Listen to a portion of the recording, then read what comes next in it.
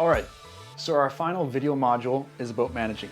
Um, you know, you're not really doing specific farm work necessarily, but it's an extremely important part of the farm. This is where the organization comes from it. You know, your hiring processes, the way you manage your people, timetable, schedule, office work, all that's gonna be dealt with right here.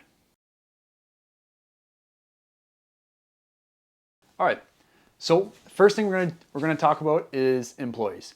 When you're thinking about starting a market farm, a lot of you, I'm sure, are starting to think around that 1 acre mark of, this is what I need to make a living, or at least to start a farm. And the first thing I'm going to tell you is you're not going to be able to handle that 1 acre by yourself. It's not going to happen. You've seen our other videos. When it comes to selling, you need multiple people. If you have 2 locations going, you're going to need employees. So there's a few things you want to look for when it comes to employees. So the first thing, it's very easy. If they have farm experience, that's great. Now, another big thing for us is we actually hired a guy who came out of a marketing course because we knew we needed a guy who can do selling for us. There's times where I'm busy in other places, and if I need someone to be the face of Greenlight Farm, I want a guy who knows how to sell. I want a guy who knows how to smile, who can be personable, who's from our local area, who's got that charm, that character. And so we had a young guy who came in, and he did fantastic. He charmed us, and that's how we hired him. But let's go further into employees. Because it's not just about the charm. They also need to have a bit of a work ethic. Now, this can be hard because sometimes people will say, "Oh, he's not doing exactly what I want." But you got to remember, you're the one who's teaching them, right? So ultimately, it comes back on you. If you can get someone who does have a work ethic, as long as you teach them properly and you can correct them and have conversations with them, you can keep moving forward. The other thing that I really, really want to stress is when it comes to employees, they're an employee. They don't actually have skin in the game. And what that means is they don't have anything financially tied. They didn't buy equipment. They don't have money out, right? So you're the guy or the girl who's running this farm. You're the one who has all the risk. And you need to remember that your employees, because of this, the best employee you're ever going to get will only work 80% of the work that you do. But a general rule of thumb is you're hitting that 65%. If you're, let's just throw it into a numbers game. If I pick 15 pounds of beans per hour, the best employee is only going to pick 10, 11, 12 maybe. But your general employee is only going to pick 8. And it's not a bad thing. A lot of times you can help speed these things up with a bit of teaching of technique, a bit of things, really show them, really take the time and understand it. So one of the neat things at Greenlight Farm is sometimes I find I can't teach people the best way, but I actually have another person on staff that is really good at teaching. So instead of me going and teaching the new employee, that person will go, because I know that that's their strength. They can really show that employee, they can take the time, they have that patience to say, okay, no, let's do it this way, let's twist it that way, let's pull on this, let's use the tool. A lot of times people are like, oh, I'm gonna do this with my hands, pulling carrots. It's like, no, get your broad fork or get your pitchfork and loosen the ground up and then pull a whole bunch at a time. There's different techniques that really help the flow. And what I've really learned over the past several years of having employees is it really comes down to how you teach them. At the end of the year, my main farm hand, him and I will sit down and we'll discuss the year. And I say, oh, this person was lacking, or I didn't get everything I wanted out of this person. And they'll say, well, we actually didn't teach them how to do that. And we realized that, okay, you need to start getting your standard operating procedures down pat. There's a certain way to wash, there's a certain way to pack. And when we started doing that, we realized that our employee efficiency went up. Things were much better. The employee themselves were happy. They were more happy because they realized, oh man, I just moved through twice the amount of product I used to be able to just by changing how I wash something. So, when it comes down to the employees, stay on top of them. Don't come down on them too hard. They're still people. Realize that they have families that they're trying to provide for, and they're trying to do their best. So really teach them, get them involved, help them to feel ownership of the farm and the produce. If you can get them feeling pride for the produce that they're growing, that's going to pass on. That they're going to pass that on to the customer, they're going to pass that on their work, and it's going to make your job a lot easier.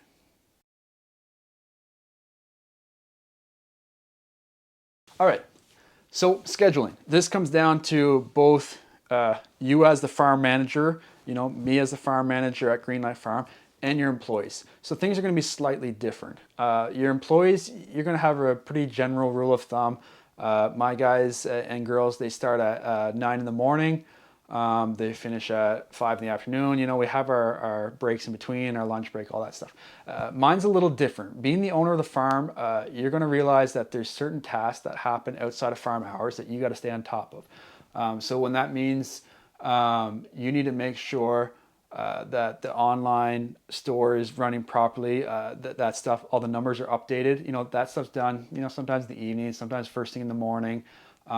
But the big thing you want to remember when it comes off to the cutoff, so the time to harvest your CSA, the time to harvest for the farmer's market, for the online store, all that stuff needs to be organized. We use a whiteboard. I write all the different vegetables that we have on there.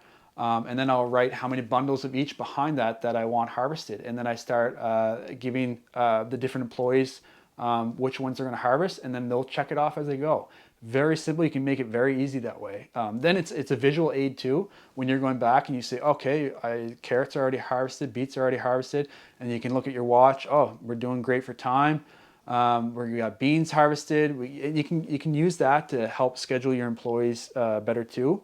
The main thing is you got to have those cutoff dates when it comes to the harvesting of vegetables.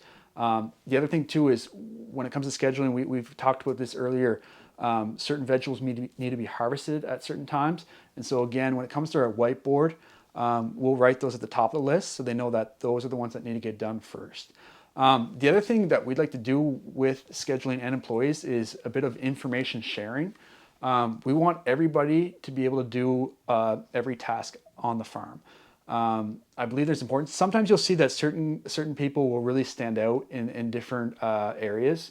But in general, you want all your people who work for you to know how to do each part of the farm. So whether that's picking tomatoes in a certain way, or pruning, or harvesting beans or beets, or washing, you don't want to be stuck with, oh shoot, I never taught them this, and now I have a big order and my other guy's out picking something up. So you want to make sure you have that information sharing. And yeah, so stay on top of that, keep the schedules, keep it simple. That's the biggest thing, especially when you're starting the farm. The other thing too is if this is your first year, your schedule is going to change, and that's okay. For us, we have it pretty much down pat, but we still like to tweak it. You're always making things a little bit better all the time. But yeah, be open to change, and run a tight ship.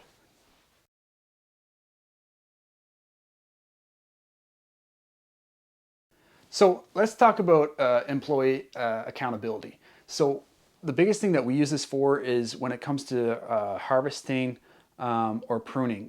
When they check off that they harvested a certain thing, they're also going to put their initial behind something. The reason why is I like to make sure that quality is one of our biggest things. So if I see that the beets are really dirty and I see that so and so had washed them, then I can go have a conversation. And it doesn't have to be on getting you in trouble. It could be just, look, we need to redo this again.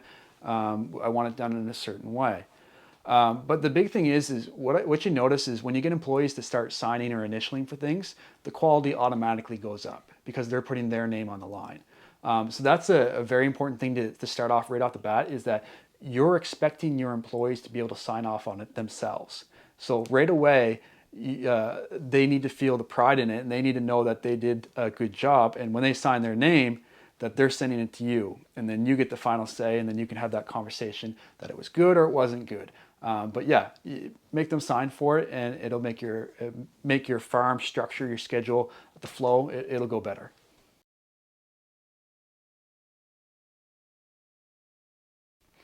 Okay, so office work. Usually that falls on the one who owns the farm, especially in the first years of starting your farm. There's a few things I want you to be aware of. First thing, get yourself a good computer. Doesn't have to be the best in the world, but don't get a junky one. get yourself a little desk, a chair, a place that you can actually separate yourself and sit down and be able to work. The hardest thing is like when I first started the farm, I had a laptop and I had it in our storefront area, and people were coming in and out, and you need a spot that you can actually focus and do your work. You're going to be more efficient if you can actually separate yourself from the farm and from your employees. That could be if you have a house on the farm, set it up there. Whatever it is, you got to distance yourself. You also need to schedule out some time. A big thing is when it comes to office work is accounting. You want to stay on top of it. At the end of the year, the last thing you want to do when the season's done is try to figure out where you are with your numbers. That's a very bad business practice. Farm or any business, it's a very bad business practice. You need to know your numbers. I check mine daily. Numbers don't get past me. If there's something going wrong, I know it right away. But at the same time, you can also see where you're at with your revenue and expenses. And I'll just give you a quick example. Greenlife Farm, still a small company, relatively small. We use QuickBooks. It automatically connects to my business bank account. Everything that goes in and out, it goes right into it. I can set up my expenses, my invoices, my income, and then at the end of the year, it also gives me what my taxes are. Very simple. I might spend 5 minutes a day just making sure it's updated and working. But it makes it so much easier to follow up on things. It can make sure that, I did get the CSA payments gone through. Payroll's going out. I need to make sure that revenue came in. Office work is extremely important. Sometimes it can be a little more dull compared to being outside and being in the sun and working with the vegetables and working with the other people in your crew. But it is very important, and it will hurt your business if you fall behind on it, and it will hurt your business if you don't stay on top of it. Set some time aside and do the office work.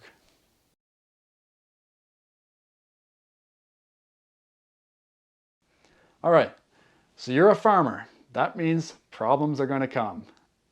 No matter what happens, stuff is going to happen. The weather didn't cooperate. The customers weren't as happy as you thought they were going to be. Your packaging came in late. You got to be able to adapt. And this is true really in every business. You got to be able to adapt. When it comes to issues on the farm, you need to be able to think quick and make decisions quick. Now, the neat part about this doesn't always mean your decision is going to be right, but you get in the habit of making decisions quickly. Eventually you train your mind to be able to make the right decisions over time. So, for us, we realize, oh shoot, the weather's not going to cooperate. Okay, now we know automatically for the next time, we need to have our row covers ready or our frost protection ready, or we need to be able to open our greenhouses quickly because the sun was going to be 10 degrees hotter Celsius than it was called for. There's lots of things that can happen. We have punctured in our tire going to market. Well, you need to have a kit in your truck. There's different things that over time, the more stuff that comes up, the quicker you can make decisions, the quicker you can solve the problem, the better you'll be in the future. And speaking on that, you should have a small maintenance room, a few extra screws, drill on hand, extra batteries for your drill. As you've seen in our other video, we have a greens harvester that runs off a drill. Maybe you should have a cheaper backup drill. Stuff happens. You need to think ahead. You need to be proactive. You need to work at it, but you got to be able to problem solve, and it will come. The first years can be tough, but it will get better. Trust me.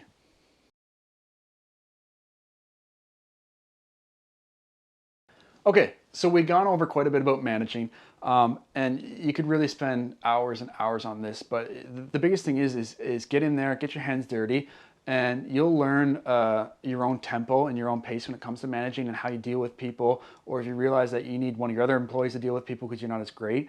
The biggest thing is don't stress about it, because when it comes to owning a business, and especially owning a farm, there's too many other stresses. You need to be able to manage your stress. You got to stay organized with your office, and it'll make everything else go much smoother. You don't want, while you're harvesting things outside, to always be playing in the back of your mind, oh shoot, I forgot to do this, and oh, I forgot to do this, oh, and the counting wasn't up to date, and all these things. stay organized, cut out some time at the beginning of your week, middle of your week, towards the end of the week for specific office time. Maybe it could be as simple as having just an hour on Tuesday, an hour on Thursday, and an hour again at the end on Saturday. You know, stay on top of it, manage the stress level, manage the people working with you, and things will run smoother. Your people will be happy, you'll be happy.